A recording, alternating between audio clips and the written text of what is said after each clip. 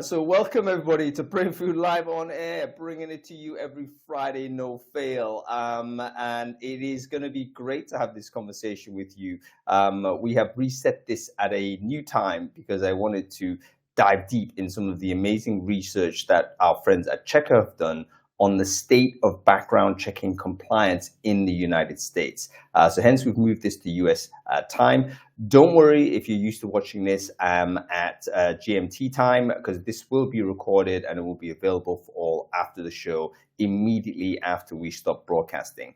Welcome everybody to the show. Just want to let everyone know that we are broadcasting this on Crowdcast, of course, as usual. We're also live streaming this, hopefully from my own LinkedIn, and also from Twitter, Facebook, and all other places as well. So welcome everybody who's watching it on those places. My pleasure to welcome Su-Han Wang to the show. Su-Han, I wonder whether you could quickly introduce yourself. Who are you and what it is you do? Yeah, absolutely. Thank you, Hung, for having me. I'm Su-Han Wang. I'm Litigation and Compliance Counsel at Checkr.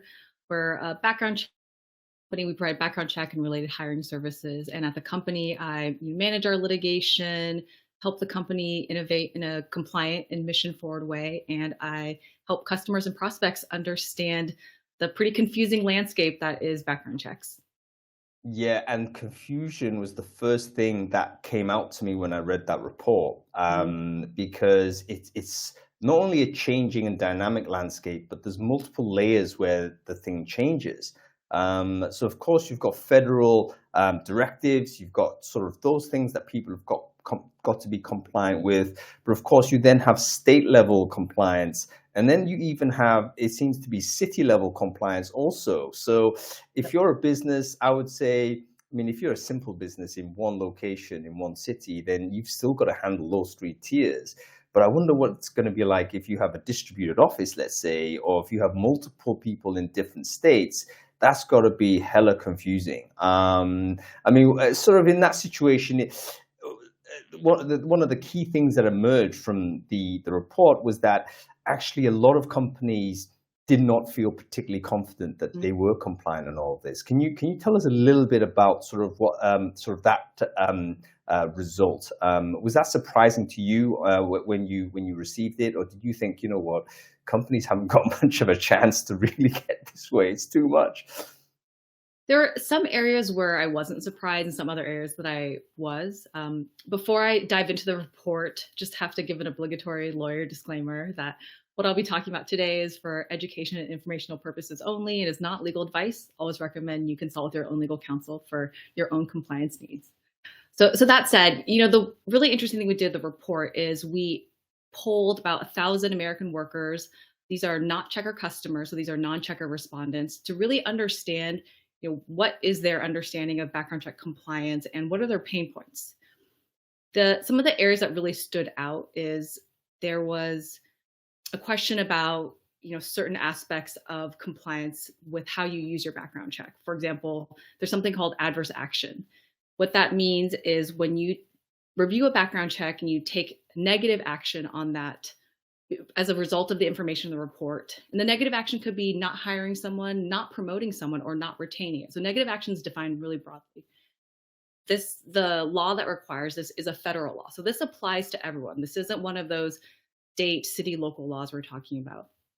The federal law that's relevant here, called the Fair Credit Reporting Act, says that if you use a background check in the employment process and you take this negative action, you have to follow this multiple step adverse action process. You first let the candidate know that you may not move forward with them, what conviction record led to is impacting your decision, give them a copy of the report, and there's a waiting period. I think a lot of companies are surprised by this waiting period. People want to make a really fast decision, but the FCRA does require companies to give candidates a reasonable waiting period. It usually is interpreted to be about a week or 5 business days. And this allows the candidate to, one, see what is on the report that's impacting them. And they can either give you evidence of rehabilitation or context about what happened, or if the information is inaccurate, if that information doesn't actually belong to them, then they have the opportunity and the right to dispute that information with the background check company.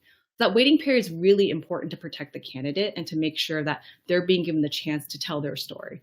And then if after this process you still can't move forward with them, then you send them the final notice. So pretty key component of the FCRA framework for governing background checks and how they're used, and really important in terms of protecting the candidate experience. What was surprising to me about our survey results is that of that, I think it was about 70% of the respondents said that they're not sure if they're always following the adverse action process every time when they're taking this negative action. And that did stand out to me because that is something that is an important part of keeping candidates informed and giving them the rights that they're afforded under the FCRA. Why do you think that they're not certain they're doing it? Is it because there isn't an automatic trigger sort of in place for this to happen? I mean, is it still a manual situation where a report emerges and then someone like a local hiring manager, HR person makes a decision, and then I guess it's up to them to then file something to get it to the candidate, and of course that's going to lead to a drop off. So is that the interpretation as to why people aren't certain? There's basically not an automated trigger. Yeah, that's definitely part of it. My guess would be part of it is just education, right? Is people not understanding that when you use a background check that you do for employment purposes, that you do have to follow these steps, right? This is an area where lots of people hear about background checks, you talk about running them, but there may not be the education out there that like, hey, if you are using this, then there is this law that you fall under and that there are steps required as part of that. So I think one is just simple education knowledge. And the second, to your point, is 100% the manual labor involved. There is no, depending on how you are ordering background checks, who your background check provider is, there is no automatic step. So for some companies, it may be that it's really manual. I look at a report, I see a record that might disqualify someone. I have to write the letter, I have to attach the report and other required disclosures, and then I have to email that candidate. So that certainly is a much more manual process. If you work with a background check provider that gives you tools, this process can be streamlined. So Checkr offers an adverse action tool for our customers to make that process a lot faster. So it takes out a lot of the manual labor, but it does require training your teams to know that if you are going to take negative action, you have to follow these steps, you have to wait for this waiting period, and then make sure the final notice is sent out. This may not be a comfortable question for you to answer, Su-Han, so feel free not to speculate if you're not comfortable with it. But I'm just immediately thinking, okay, there's got to be a large percentage of companies that will just say, you know what, maybe we can just say no to the candidate without disclosing at all, and just move on. Like the simplest way, we're not talking about whether this is ethically approved, we're not recommending companies do this, but we can understand perhaps that a company that doesn't have the resource or capacity just says, you know what, we're going to just go with candidate B, we just think they're better. And they kind of report that they prefer this candidate rather than candidate A, just to avoid this admin overhead. Do you think that's a prominent thing? I mean, that happens just to, you know, as a dodge really from how companies deal with this? It's certainly possible, right? It's a big world out there. There's a lot of different companies. Everyone takes on different levels of risk. One thing to keep in mind, though, is that there are a lot of ban the box laws in the US, and it's certainly a growing phenomenon. And one of the things that ban the box laws do is they impact when in the hiring process you can order a background check. So in the past, people would ask up front, or maybe they order the background check up front. Now, depending on what the law is and if it applies to you, you may have to wait until after a conditional offer is made, after the interview. So it may not be so easy to just say, well, I have 10 people, because how many have you given conditional offers to all 10 of these people? You know, maybe not. And so there are other laws in play to keep in mind that will impact, you know, when you are looking at the check, how you are using it. And certainly if a company chooses to not follow their compliance obligation, that's a choice they can make. But there are, of course, you know, there can be consequences to that, whether it's private litigation, that's when, you know, an individual person sues you, whether it's a class action, if this is your company-wide policy to never follow these laws, or you can get regulatory attention from state agencies, from the federal government, who will come in and audit your books and investigate and force you to pay a fine and implement all these procedures. So there can be consequences to these type of decisions that go beyond just monetary fines, because it can impact your operations if you end up being asked to change things or allow a government agency to audit your books, so to speak. And in fact, the fear of the consequences seems to be quite prominent. So people aren't aware of the consequences. One of the research findings was that people were not confident that they were doing everything they should. But the number one concern that they had was that they would be falling out of compliance. So they were aware that this is an issue. So it's not really an ignorance issue at all. It's more a case of, you know what, we probably are not handling this too well. By the way, folks, if you don't know what ban the box is, I mean, it's basically I guess historically it used to be a checker that candidates had to that you furnish on an application form to say, have you ever been convicted of, or have you ever been justice impacted? And you check the box. And I guess once upon a time, there might have been a blanket policy by certain employers to say, you know what, anybody puts a tick in this, we can just like remove them from, like just filter them out from the system. Yep. And the idea behind banning that checkbox is to say we shouldn't be using that filter. By the way, I think this is generally a global movement. You know, I think we are understanding that, you know, people who have encountered the law in different ways shouldn't at all mean that they should be eliminated from participating in the economy in any way. And in fact, that's the worst thing you can do in society, to really block people off from this path. And there's lots of local kind of efforts, I think, in a global level to try and improve this. And it's great to see this happening in the US as well. However, you mentioned this is on a state-by-state level, right? So ban the box is state by state. Therefore, what happens when you have a company that has employees or job roles in multiple states? I presume that essentially they have to apply a different policy in different states. Is that correct? That can be the approach, right? You could take a specific state by state, and there also could be city requirements depending what city you're in. And so you could have a state by state analysis. Now, I will say some of the state ban the box laws will only apply to public agencies. So it might not apply to every company. A lot of them also have rules that say it only applies if you're a company of a certain size, like 10 people, 50 people. It again varies depending on the specific regulation. So one approach can be to really have the specific customization of every district and only complying with that specific rule, right? You can do it that way. It is pretty operationally burdensome. It takes a lot of work to track. You know, other approaches people have taken is you just pick the most candidate-friendly rule and you apply that for everyone, right? That from an implementation perspective, from a tracking perspective, it's much easier to remember one rule that applies to everybody.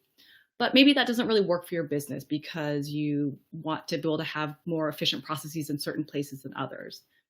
Another hybrid or middle approach for that is you can categorize, maybe you have the states that don't have any ban the box laws that apply to you, and they all get one approach and one policy.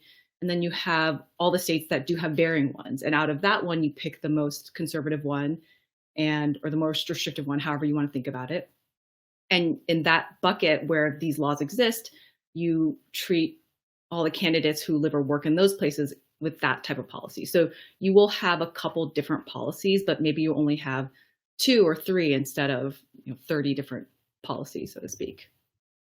Yeah, I think so. I mean, companies need to think of it from kind of what the operational overhead is, all of this, and as you say, going to the sort of the most candidate friendly approach is going to be more operationally simple. I think it's part of the general sense that this will move into a more progressive direction. Because it makes sense operationally to do so. But did you see there any sort of compliance, any sort of coordination, if you like, between states that might help simplify this for the businesses? Or do you think, you know what, that's not going to happen?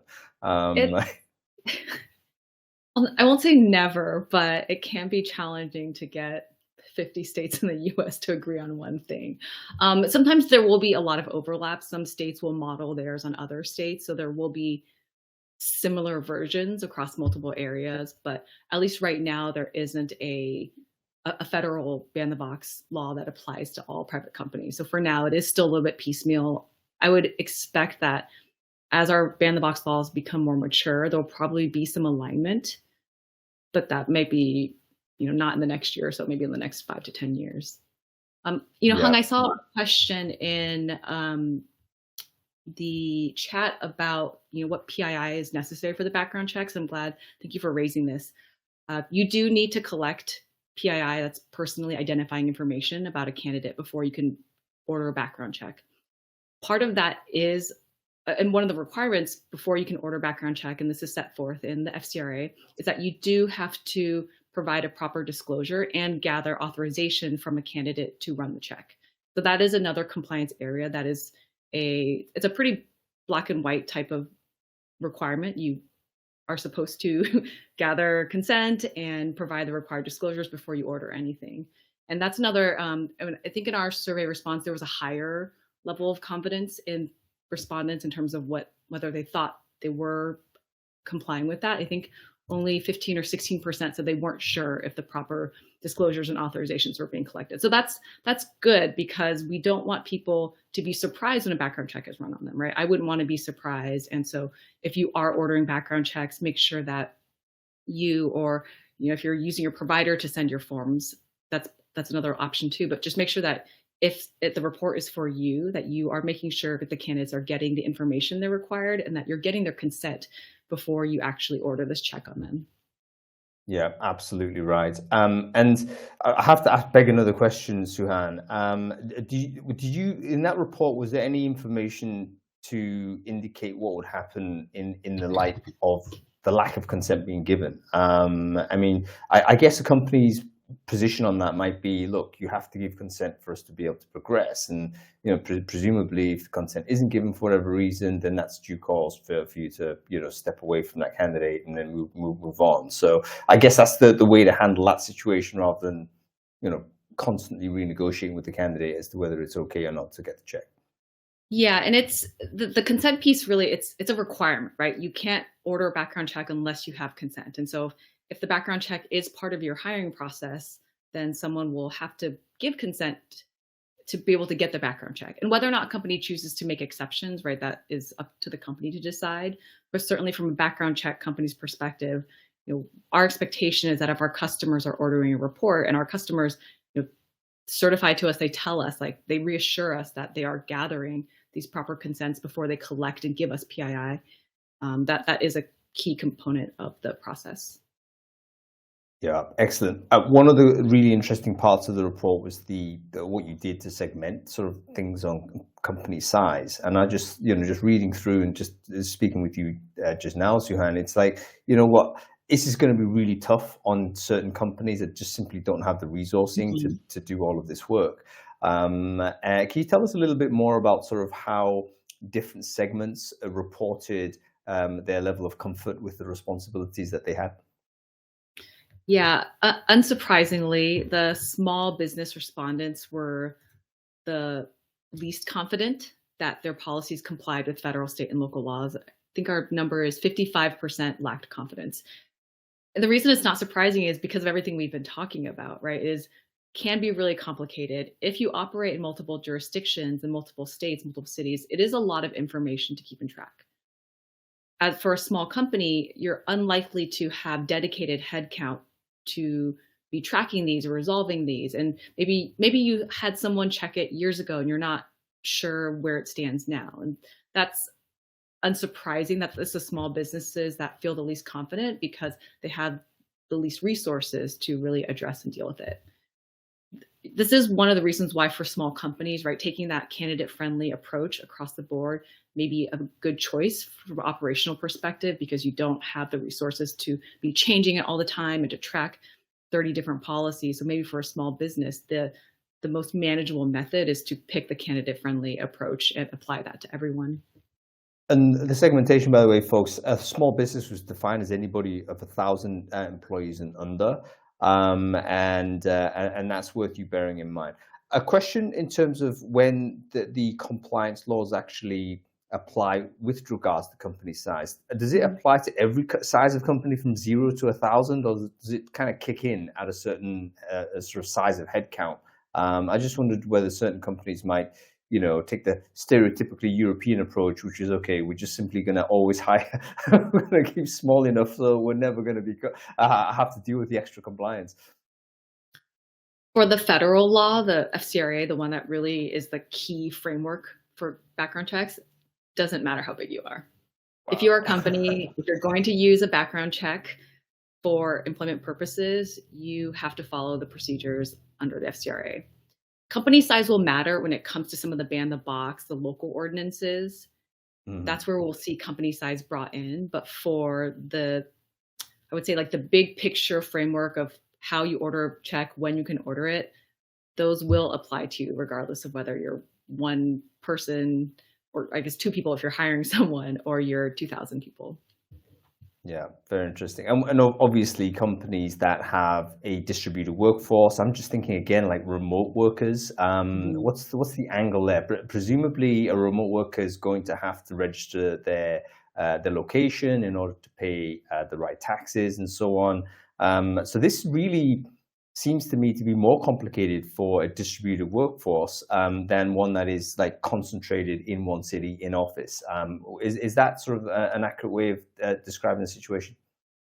100%. And as an example of the granularity that can happen in the fair hiring type laws, ban the box laws, the City of Los Angeles has a very specific law. It's called the City of Los Angeles Fair Chance Initiative for Hiring Ordinance.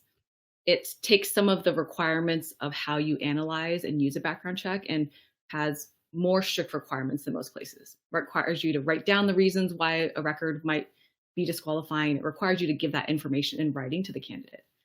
This applies in the City of Los Angeles, not in the County of Los Angeles. And so there really can be granularity even within an area that seems like it's one overall metropolitan area. Actually, it's the city, whether your zip code is within the city matters as to whether or not that law applies to a company or not. There are some overarching principles, though, that companies can implement.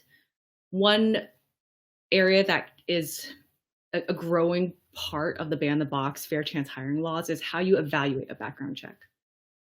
There is this concept called individualized assessment, where you look at the specific record, you look at the job the person is hiring for, and you examine whether or not that conviction record is related to the job, if it's related to the risk or the community that your worker will be involved in. This concept of individualized assessment, it is a growing concept. And so one way to make things a little bit easier for you is if you are generally adopting this approach, regardless of where you are, then if you're in the jurisdictions where you are required to do that, that's already part of your process. And if a new state adds that requirement, then if you're already doing it, there's nothing more you need to do unless there's some documentation requirements. But if you already have the basic framework, then you're already in a good place to adapt as the laws change and grow. Yeah, and folks, for what Su-Han's talking about here is that if something does emerge, you've done a background check and it does emerge in some way that, okay, we need to look at this. One of the procedures that you can employ is basically to individually look at that case rather than have a black or white, yes, no type of situation. And you would examine, I think there's quite a nice formula there, isn't it? You've got to examine the nature of the offense, like is it actually relevant to the job function? Sometimes it isn't. You do something on this domain, actually it's totally unrelated to the work that you're doing, then you can say we can kind of understand the risk of this being a problem is very low. The time, the distance between that offense and today. So we kind of want to say this wasn't a recent behavior. This is people can change. Obviously, we all do. And finally, there's a component on, is there a severity component or something like this where it's about, what the impact of that original offense might be? If it was, I wouldn't say trivial, we don't want to trivialize crimes in any way, but we might understand that, certain crimes get put onto your record, but, the overall impact is you can argue the case that it's potentially not significant. Is that correct? Have I got that right, Su-Han? Yeah. So the test is often called the nature time nature test. And so the severity conversation is often part of the nature of what was the nature of the prior conviction. Then you look at the time that's elapsed since a conviction occurred. Was it last year or was it 10 years ago? And then you look at the nature of the job and the responsibilities that someone will be performing and see how the conviction ties back into that. So one example is, if you're hiring somebody for a driving related position, then driving related convictions will likely be much more relevant to that role than non-driving ones. But if you're hiring for something that is a warehouse stocking one, has nothing to do with driving or nothing to do with the public, then different types of records may or may not be relevant to you. If someone's handling sensitive financial information, then the type of records that might be relevant are probably things related to, financial handling, embezzlement, theft of information. Like those will be more relevant to someone who's handling sensitive personal information than maybe somebody who's just, stocking boxes in a back room somewhere. Yeah, really interesting comment here by Alison. And I think the answer's got to be yes, right? So we're talking about, again, the dynamism is one of the tricky parts of being compliant. And not only is the law dynamic, as we kind of understand, but also people are dynamic. So in other words, you're screening for one function here. And as we say, we apply the nature as sort of a time formula. Maybe we pass this person based on the job that they're applying for, but obviously they may transition to another job. I mean, what's the general guidance there? So that we've hired this person. We use the driver example. We hired this person for a non-driving job. Brilliant sort of employee. She's amazing. She does this, and this. 3 years in, no issues, all-star candidate. She then decides, okay, I actually want to do the driving job within the business. Like, what's the policy there? What's the guidance there on that scenario, Su-Han? Yeah. So for the company, the company will need to look at if there are any laws or regulations that apply to their space. So there are some companies where if they have a driver working for them, they are obligated to run certain checks on them. So I think for the company's perspective, it's really looking at, are these jobs and the responsibilities different? If they move to this other role, is there some rule that requires you to run a new type of screening? If there's not a rule required, is that something you want to do from your own trust and safety perspective? So one example could be someone in a non-driving role now is a driving role. Many companies would probably choose to order a new type of screening, a new background check, because now driving is relevant to that person and their eligibility or fitness for that role. Or if someone is getting a promotion and now they're suddenly handling detailed information they're not before, then maybe you do run a different type of check. Because one thing that is really important also, I think there can be a bit of a confusion or misunderstanding about how background checks works, is that there is no single type of background check. What goes into a background check, what information is being searched, depends on essentially what you ordered. What searches did you order? How far back did you look? And so I think for companies who are ordering checks, if there are certain types of information you really need for a specific role, make sure you understand that that's actually what you're ordering and that you're getting what you need. Because if you assume that one report works for everybody, that's simply not the case, because there's a lot of customization that can go into that. This debate's triggered another thought in my mind, which is, the internal mobility aspect. I think most people would assume, probably correctly, that background checks is obviously primarily used for external hiring. Person comes into the company, the first thing you got to do it's widely understood that you should conduct a background check here. But of course, people move within companies.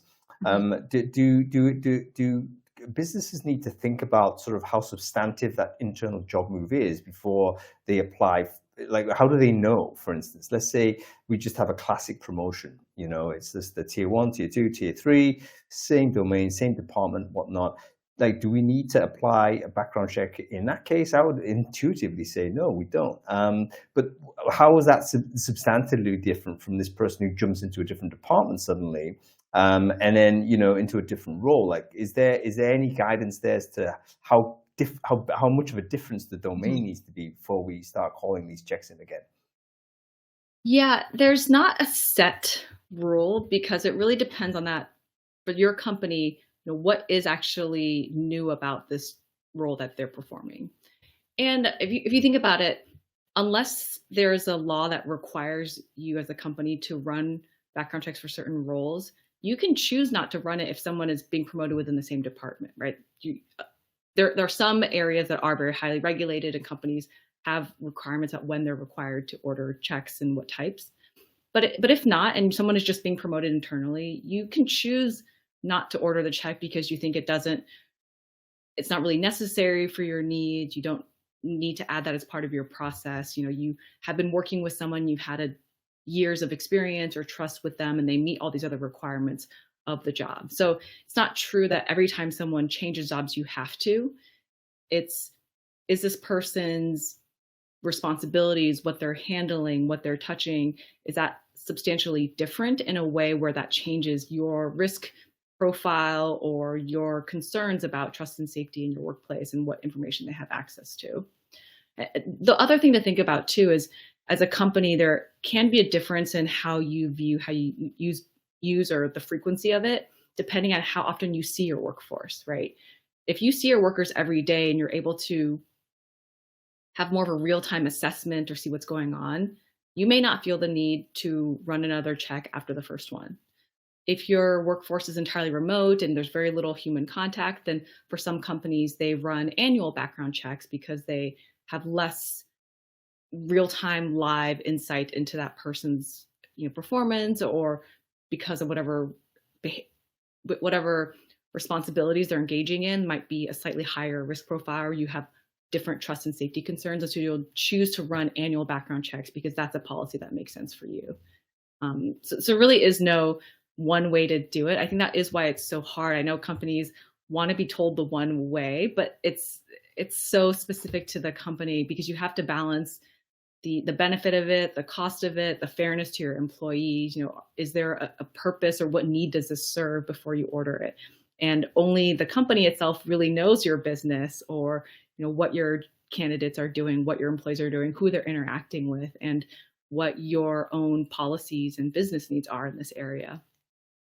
Yeah, and by the way, if anyone is like throwing their heads up in there sort of right now and thinking, how do we deal with this? We're going to end this show with a few kind of how-tos and just general guidelines as to how we can get to a point where we have an operationally efficient way to stay compliant in the face of all of this complexity. I didn't realize that there was a remote sort of versus office dimension to this, but the more we have this conversation, Su-Han, it's clear that actually there is an additional kind of component that companies need to think about. Obviously, you're very familiar with this kind of tension between companies that either trying to return to office, or companies that are workers in particular are keen to stay remote. But it's going to be more complicated for remotely distributed businesses to stay compliant, particularly as those employees might also then move around. I mean, part of the reason why people are keen to stay remote is some degree of geographical mobility. So if they're moving across states, then presumably that may then trigger the need for new checks. Is that right? I mean, let's say you're living in a state that has banned the box. Great. Then you move to a state that has not banned this. Like, does the company then need to do a check, would you say? I mean, what's the guidance there? No, I wouldn't say that pure mobility is the trigger. And I know I'm a broken record, but it comes down to, what is that person doing?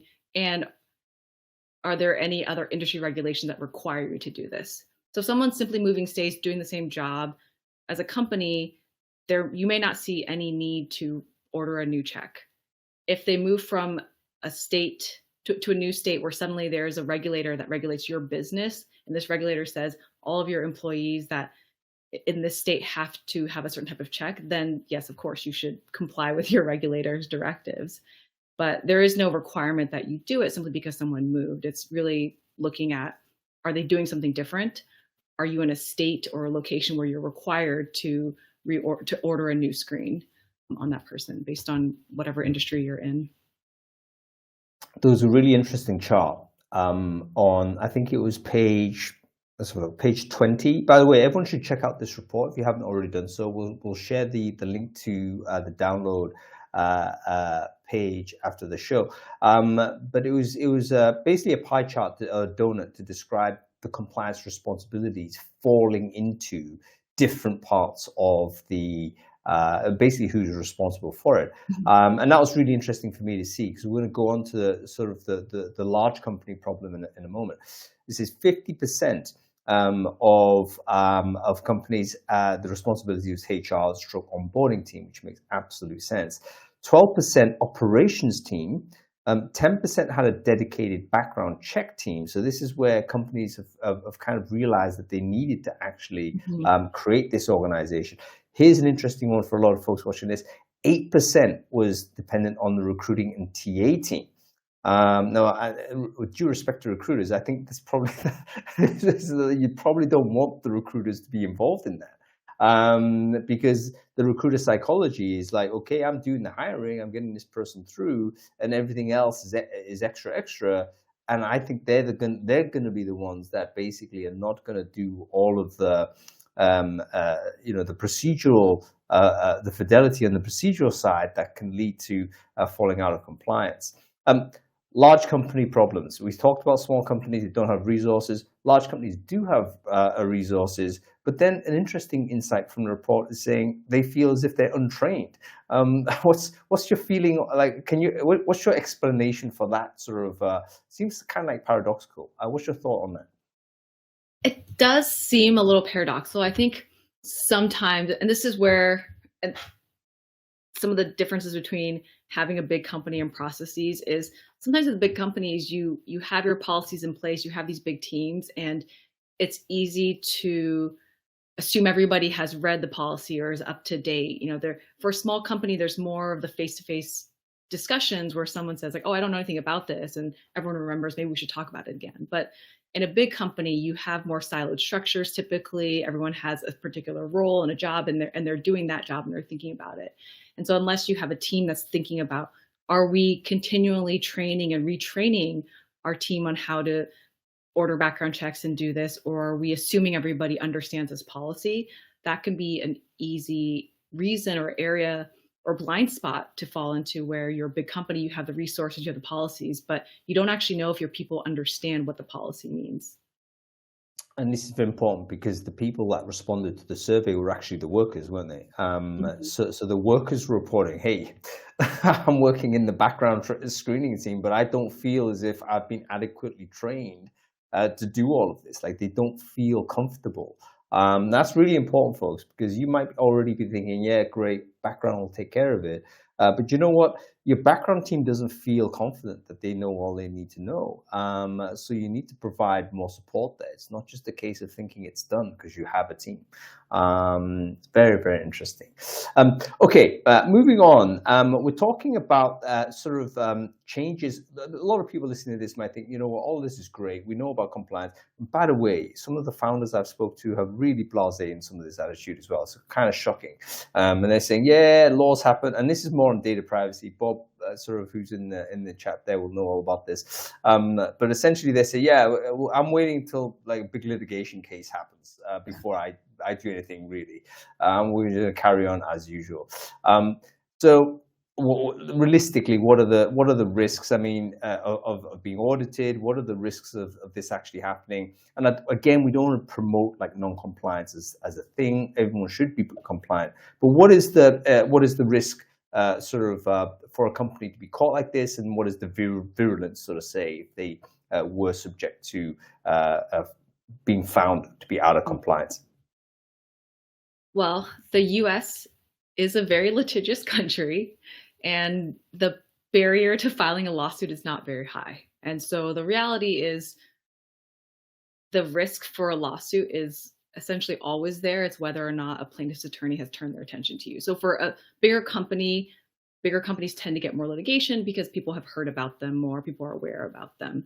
But the FCRA, there's other state and related laws about how you gather consent and how you evaluate a background check. A lot of those laws give individuals the right to sue you if you don't go through that process correctly, the FCRA included. And that is an area that not all laws give individuals the right to sue you. This law, because the FCRA is a consumer protection statute, it's about protecting consumers and protecting their information. It gives individual consumers, the candidates that the reports are about, the right to sue a company if you are ordering checks on them without gathering proper consent or providing disclosures, if you're not giving them the adverse action process that they're entitled to. So that risk is always there. Quick interrupt, Su-Han. Can you again? This you might not have this at the top of your head, but where do you think has been historically the largest number of litigation cases? Is it the lack of consent on doing the check? Is it the lack of the adversarial policy? Where do we see sort of, okay, companies are really exposed to this area because the candidates are aware that their rights have been breached? Yeah, it goes through a little bit of phases, I would say. In maybe 5-ish, 10 years ago, there was a lot of litigation around the disclosures that were being given. And so under the FCRA, there's a requirement that you give a clear and conspicuous standalone disclosure to the candidate that you're ordering a background check on them. And what clear and conspicuous meant went through a lot of interpretation. And what it ultimately came out with after a lot of litigation is when you tell a candidate, the disclosure tells the candidate that you're going to order a check and that you're going to use it for employment purposes. A lot of litigation happened. People were trying to figure out what these consents the disclosures were supposed to look like. And the outcome is, it can't contain anything else substantive. You can't put it in small, tiny font. You can't bury it as part of the other job application. It has to be a standalone document. And that came out of a lot of litigation where people were not sure what this clear and conspicuous meant, and putting it as part of other documents, mixing other language in, putting in waivers and other things like that. And the court said, no, this has to be clear. It has to be understandable. You can't make a candidate waive other rights just because you're giving disclosure. It has to be this by itself. And so that was a pretty hot area of litigation for a while. It's now that it's settled into what the courts expect it to look like, that's calmed it down a bit. And so it kind of ebbs and flows depending on what the courts seem to be doing, how active the courts are. And sometimes it can be impacted by, what regulators are paying attention to. Anybody who's ever clicked sort of any app terms and conditions or any cookie consent banner will be very familiar of things that are just inserted in that clause 99.83 or something. But you're saying that can't happen it needs to be an isolated communication to say we're going to do this, and it can't be buried into a huge document which obviously no one's going to read. So that's an interesting one. You mentioned ebbs and flows though. So are you starting to see a pattern that, okay, maybe that's peaked in terms of the candidate awareness, and now they're moving to a different sort of component of where companies might fall out of compliance, or has the rest generally stayed fairly flatlined in terms of anything spiking up or down?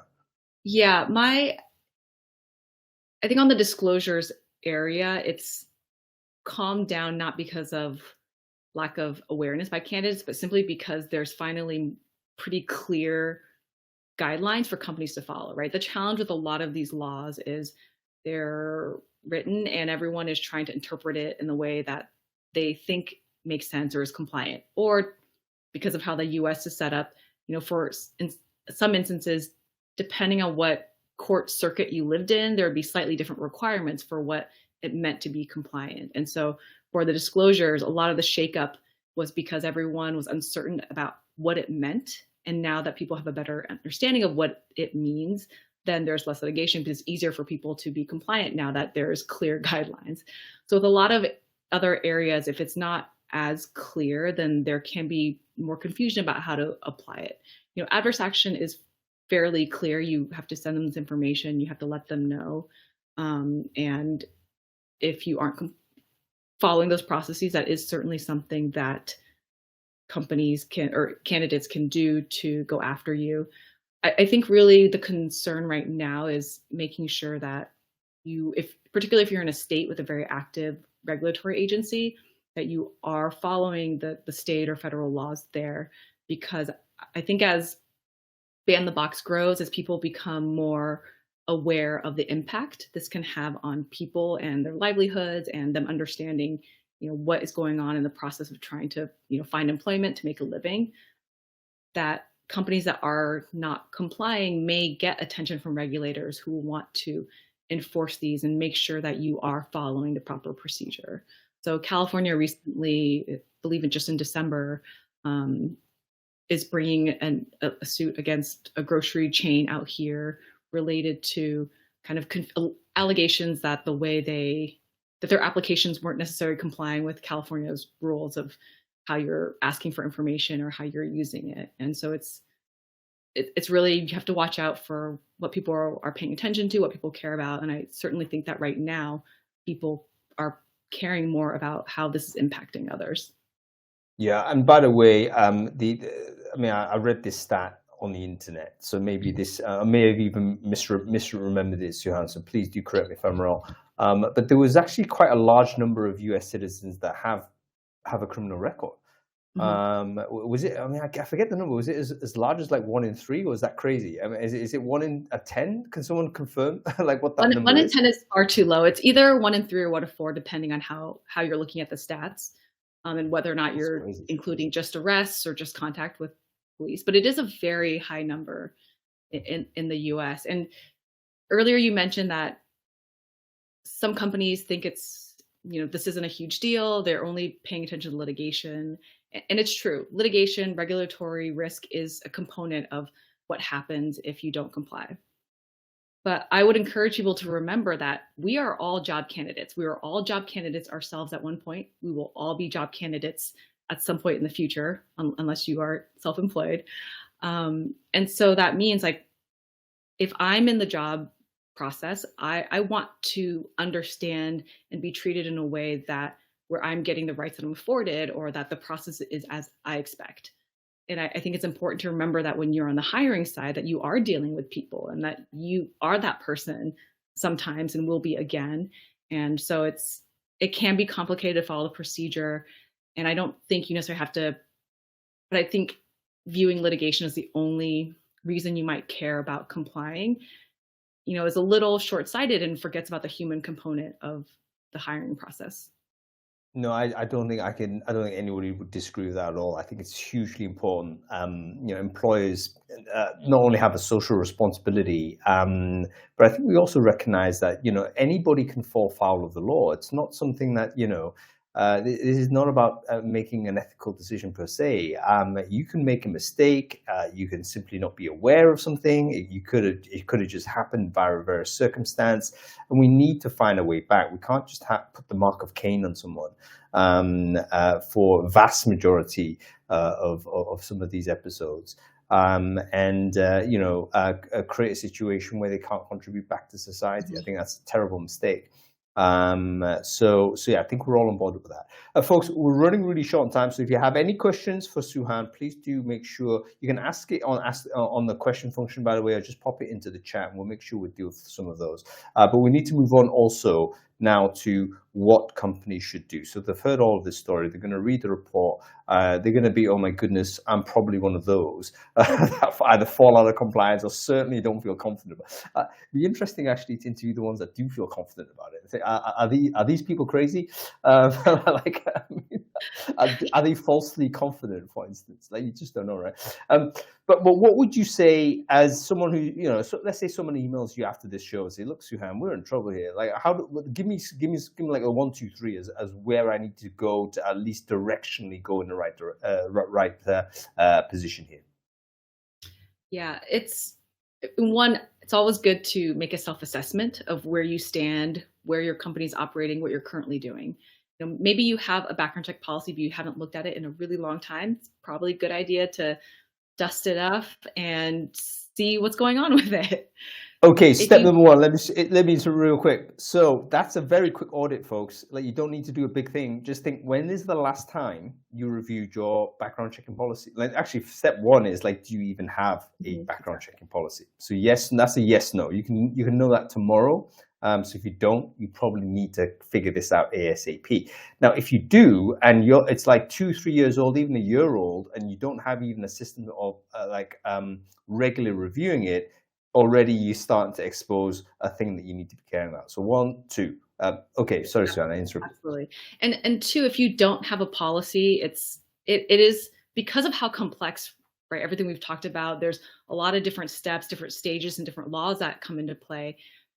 This is an area where it is really good to have a policy. Now, sometimes companies bristle when they hear the words create a policy because they think it has to be this beautiful 20-page document, but that's not the case. Even having a high-level outline that just flags the different stages, the frameworks, that will go a really long way to making sure that you're not making ad hoc decisions, that all the knowledge about your company's approach isn't living in one person's head. And if they leave the company, you've lost that knowledge. It doesn't have to be long. It can be high level, it can be an outline, but putting in some time up front to create this background check policy will create really important long-term efficiencies. It will help you scale. It will help with your business continuity, and it will help to train your team in the future, right? If you have to have someone sits down and tries to brain dump everything they know, that's not efficient if you're trying to grow and hire. If you have a policy, even a high level one to help guide them, that'll give someone the tools to understand, where am I coming from? So there's a couple stages. Oh, go ahead. No. So straight away, I know what people. I always like to take the position of the lazy HR person. People can say, okay, great, that's amazing, Su-Han. Is there a template? Can you give me something like that? I know you're not going to like it because every company is going to be different. But is there generally like a standardized document that would work in most cases as a something to start rather than just from a blank slate? Yeah, I think Checkr issues a lot of like educational information or trainings about tips for how to put together a background check policy. So I think there are guidelines out there. I think in terms of a specific template, I don't have one off the top of my head, but there's simply a couple areas to just be aware of, right? First is the timing of when you're ordering. You can make the decision now if you want to always wait until you have a conditional offer before ordering a background check. That will likely address a lot of the ban the box laws. But if you have no idea when you're ordering a check, you think about that. Do you still have the box on your application? You probably should take that off. Just start with asking, like, when in the stage are we choosing to do this? The next, bullet point number 2 is, am I giving disclosures and authorizations? Do you have any idea, or are you just ordering them? If you work with background check providers that will help streamline this process, it can make it easier, right? So some background check companies will provide your disclosure and authorizations to the candidates so that you don't have to manually do it yourself. So there are providers you can work with to make this process a lot faster, but you need to even ask yourself, like, are we giving these? Are we working with a provider and giving them our disclosures and authorizations so that they can pass it on to the candidates? So that's the second one. So this is 2 steps. I know there's sub-steps in each step, but still 2. The third one is, how are you looking at the reports? Are you automatically rejecting everyone if they have a criminal record? If that's the case, you probably should spend a little time on how you're evaluating background checks. The EEOC in the US, the Equal Employment Opportunity Commission, prohibits discrimination in the hiring context. And when it comes to background checks, a blanket policy against hiring someone with a criminal record could be a discriminatory behavior, could have a disparate or disproportionate impact on impacted classes, and that could increase the risk that you get a EEOC enforcement action for discrimination under Title VII, the Civil Rights Act, right? So if your policy right now is that if you have a record, you're not hired, really, really recommend consulting with someone and updating that. So that's number 3, is just, how are you looking at this? What records matter? Giving a few points to your team about these are the type of records that matter to our positions will go a long way, so that when they're looking at a report, they're not just sitting there being like, I don't know what to do with this, right? Give them a few high-level points. Tell them what the company cares about. And the 4th is, finally, how are you communicating your decision to the candidate? If you're not giving them any notice, make sure that you are building that process in or working with a provider that helps streamline that process for you, so that you can make sure you are delivering the statutorily required documents. So those are 4 points. Those are kind of breaking it down to the most simple one. It's when, disclosure authorizations, how you're reviewing it, and how do you communicate the decision. Lots of background check providers, Checkr for one, obviously, provide tools and services to help our customers streamline this process so they can scale and hire and maintain their compliance in a way that reduces the manual work you have to do. And so there's your background check policy. It's 4 bullet points, maybe 2 or 3 sub bullet points under each, but it will go a long way to have something that documents what you have to think about instead of trying to remember it every single time on your own. Yeah, people should timestamp sort of, what is it, 55 minutes in, and that like 30-second segment is probably the highest value component of our entire conversation, because I think that just gives people just something, particularly if they're either encountering this for the first time or it's been one of those topics that's kind of on a to-do list that never gets done.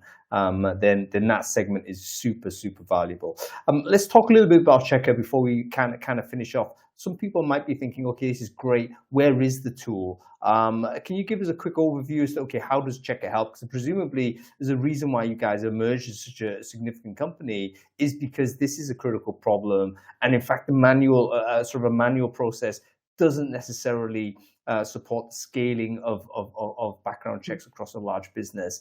How can Checkr help apart from, giving some of this, automating some of this process? How does that exactly work?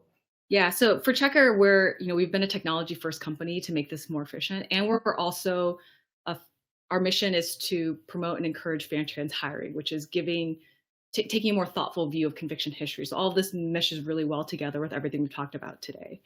So on the disclosure and consent part, we offer a application flow so that candidates can give us the PII directly instead of giving it to the customer who then transmits it to us. As part of that flow, we can show the candidate your disclosure and authorization forms. We offer template versions for our customers that they can use as a starting point. You can customize it, edit it, do what you need to do with it in consultation with their legal counsel, of course. And once you get back to us, then each of your candidates, when they go through our flow, will see the disclosure, they'll see the consent, and we will, that flow is managed through our platform instead of somebody in an office having to manually email and make a copy and save those for each candidate. So that's from the front end, the collection, the disclosure and consent portion, we can streamline that process. On the adverse action process, we have a tool in our customer dashboard where you can initiate an adverse action. Let's say you've looked at a report, there's a record that may disqualify someone, you hit a button essentially that says, start the adverse action process. Through our tool, you can identify which record is the one that is of concern. You can also provide us your adverse action templates, and we will send that to the candidates for you. So again, you don't have to do it on your own. You don't have to download individual PDFs. It could all be done through our systems. I mentioned a waiting period. That's as part of the adverse action, and you can set that waiting period automatically in our system so that your team doesn't have to keep a calendar of like, oh, it's been 5 days, I need to go back into it. You can set your waiting period in our system so that if you don't cancel the adverse action because something else has happened in the interim, they've given you more context, and you do want to go forward with them. If you haven't canceled the adverse action, then we'll send the final one for you once that waiting period expires. We also have tools that make it easier for you to collect information from a candidate, like we call it candidate stories. So a candidate can submit their evidence of rehabilitation, give you context about the conviction, and information about themselves that goes beyond the background check. So that's really what's part of individualized assessment, is like going beyond that specific record, hearing what else the candidate has to say. And so we have the tool that empowers the candidate to share that information and makes it a lot easier for our customers to review it and organize it and collect it.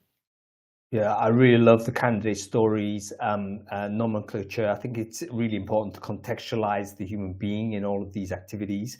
Someone stealing something, what's the context of that? Why did that happen? These are all important components, which actually, unfortunately, is underweighted, I think, when we actually make legal decisions. So super, super important. Okay, so we've got to come to the end of the show, folks, but I think there's 3 things I'm taking away from this.